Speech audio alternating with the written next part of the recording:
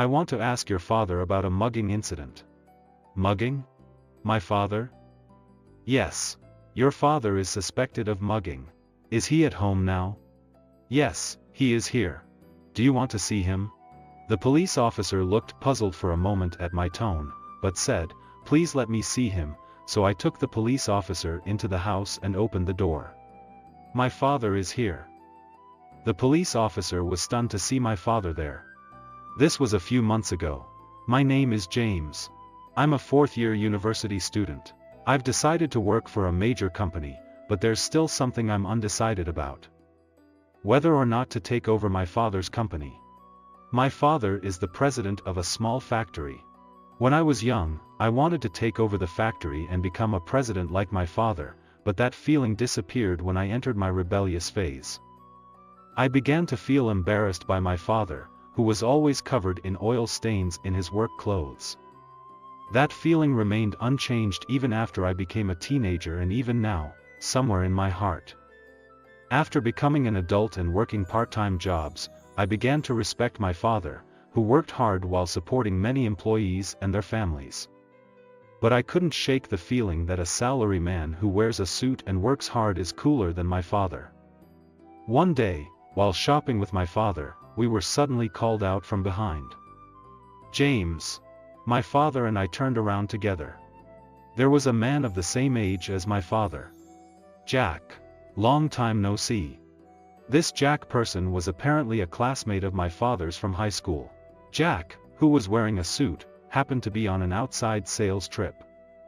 After revealing that he worked for a famous large company, Jack asked my father, "Did you take over the family business after all?"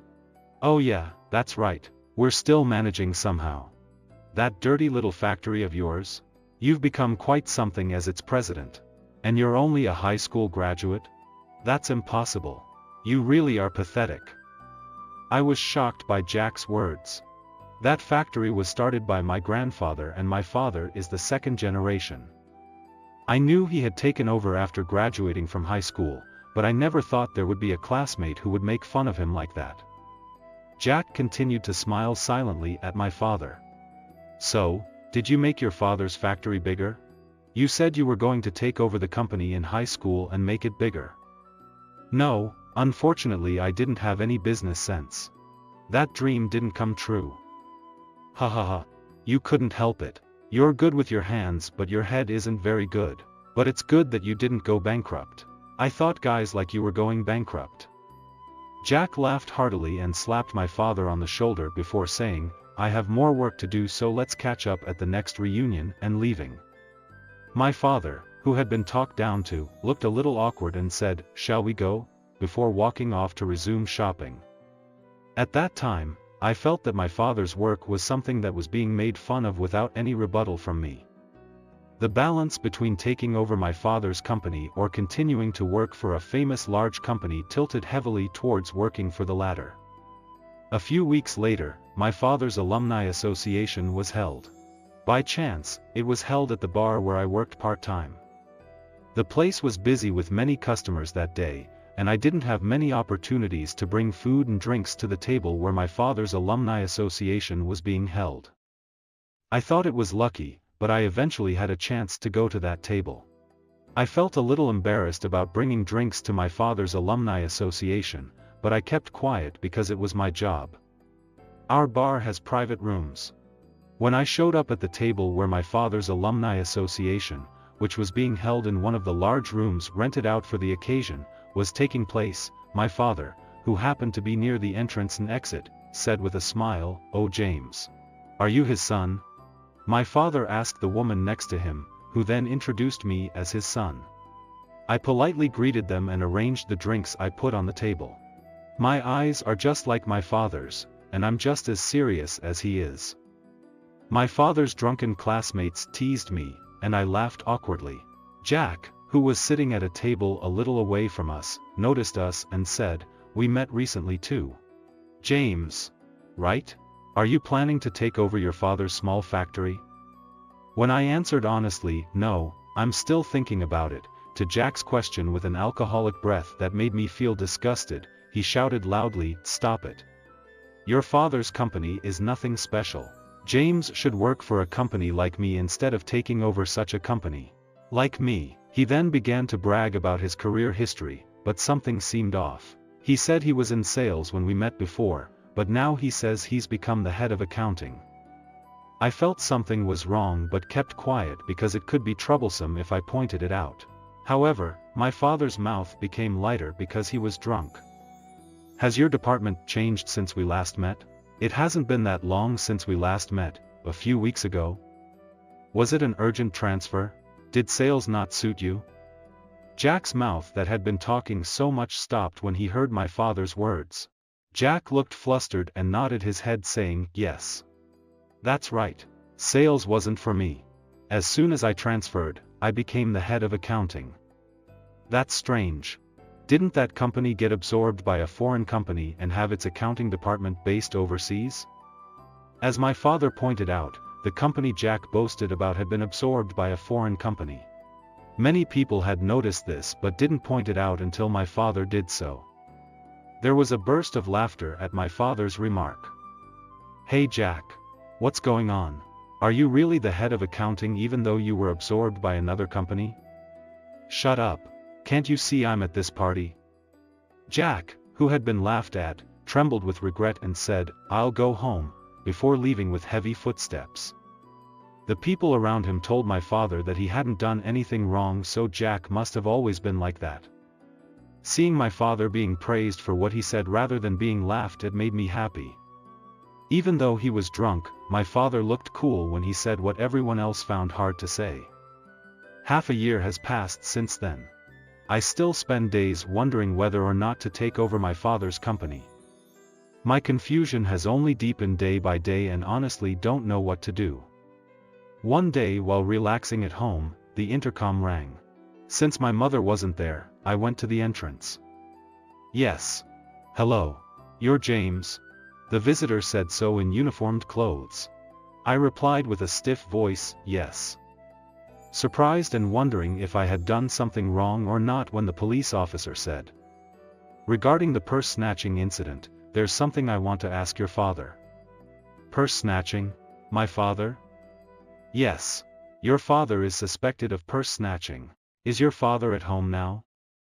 Yes, he's here, but do you want to see him? The police officer looked puzzled for a moment at my tone, but said, please let me see him, so I let the police officer into my house and opened the door to the room. My father is here. There was a Buddhist altar and a photograph of my father. I told the police officer that my father had passed away in a traffic accident, which made him freeze in shock. I'm sorry for your loss, said the police officer. I asked him. My father is not the kind of person who would snatch purses. Who suspects my father of being a purse snatcher? I can't tell you that because it's personal information. I'm sorry for bothering you today. After apologizing to me several times, the police officer left. I was confused about who had accused my father of purse snatching, but I soon found out. A few days later, I was working at my father's factory to fill the void left by his absence. My mother is now taking over for my father, but she is already in her 50s and can only help with his work a little bit. To fill my father's void, I was helping out at the factory when Jack came barging in. Take me to your father. Return what he stole. The factory was making quite a bit of noise from its large machines, but Jack shouted with a voice that could not be drowned out by such noise. I was surprised by Jack's voice, but I wasn't the only one. As other employees stopped working and were surprised, I spoke to Jack. My father isn't here. Then at home? Call him out right away. I'm having trouble because your father snatched something from me. I heard a voice from one of the employees saying, purse snatching? Is it our president? But Jack crossed his arms and refused to budge. He kept shouting, give me your father. In response, I asked him. My father is not the kind of person who would snatch purses. Are you sure you're not mistaken? No, it was definitely your father. He must have been jealous of me working for a big company and snatched my bag. Fortunately, I didn't have my wallet or anything with me at that time, but it's unforgivable that he snatched something in the first place. The police are useless, so I came here myself to talk to him. When did this happen exactly? That was, about 2 weeks ago. When Jack answered decisively after hesitating for a moment, the employees began to stir. I guess they were confused by the commotion. When I asked Jack again if it was really 2 weeks ago, he got angry with me for being persistent. He started shouting loudly. "What's going on? You keep asking me over and over again. I said it was 2 weeks ago. An elite like me came all the way to this small and smelly factory just for this. Hurry up and let me talk to your father." I felt my chest getting hot as Jack made a fuss. It wasn't just that he made disparaging remarks about my father's workplace or his colleagues' work. What bothered me most was that he was trying to pin the blame for purse snatching on my father. My father passed away in a traffic accident 1 month ago and cannot be here. When I told him clearly, Jack looked like he had swallowed a pigeon whole and said, "Huh?" I continued. "How could my father snatch purses when he passed away 1 month ago? Maybe there wasn't even any purse snatching at all." I knew that Jack was lying because I found out at our recent class reunion that he had always been a liar since his school days. Furthermore, it turned out that Jack had been jealous of my father since their school days because the girl he liked had liked my father instead. He had always harbored unnecessary rivalry against my father because of such petty jealousy. I couldn't forgive Jack for trying to pin an unfounded accusation on my deceased father just because of such petty jealousy. So then he snatched purses just before he died? As Jack continued to insist on his claim, someone else started shouting from another direction. "Your president wouldn't do something like that. Our president is someone who dresses seriously and walks around like an honest person." Sure. The reason why we are always short-handed is that the president teaches technology and encourages independence. He was a good person who always thought about the staff and business partners without thinking about profits. As Jack trembled, voices praising his father rose one after another.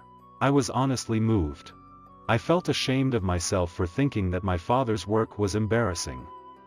My father was a president who was respected by his staff and loved enough to be protected even in such a situation. Jack's eyes were filled with tears as he heard the voices of the factory workers defending my father. I delivered the final blow. "The fact that you tried to frame my father for a lie.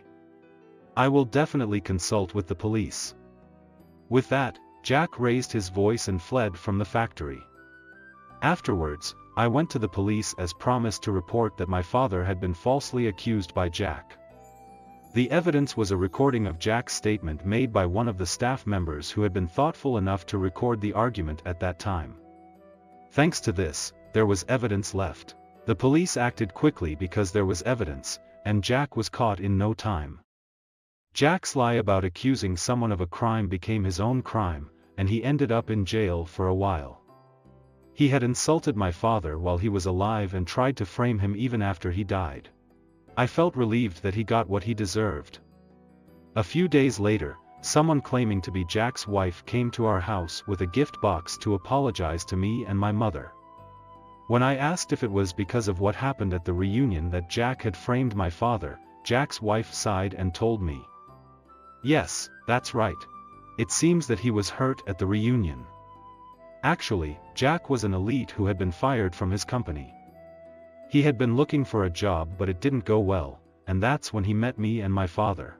Jack, who was obsessed with being an elite, lied, but when he got drunk, he told inconsistent lies and ended up embarrassing himself. He began to resent my father and decided to frame him. I was disgusted by his ridiculous reason for lying, but it seemed that Jack's wife felt the same way. She told me that she intended to divorce him. Jack apparently had no children, so even if he got out of jail, no one would be waiting for him. After graduating from college, I decided to take over my father's company. One reason was because I was worried about the management of the company since my father had just passed away. Another reason was because I couldn't forget the voices of the staff members who had protected my father when Jack lied about him. I wanted to become a president who is loved and respected by staff members like them. That incident became a turning point for me. Since I belonged to the Faculty of Business Administration, I could manage the part of management that my father wasn't good at, but I had to learn from staff members about technology. The staff members taught me many things saying, if it's for your son, and they also told me many stories about my father. Every time they did so, I realized how great my father was. Dad, you were really cool. I'm ashamed that I didn't realize it while you were alive. I'm really sorry. I spoke to his portrait. After work, I'm covered in oil stains. It's embarrassing now that I used to think this is uncool. This dirt is proof of how hard my father worked. I'll do my best to become a president like you. And I'll definitely make your dream come true. I spoke to his portrait again and felt like my father smiled. I'm going to work hard from now on to become a president like him. I want to fulfill my father's dream of expanding the town factory that has been passed down since my grandfather's generation.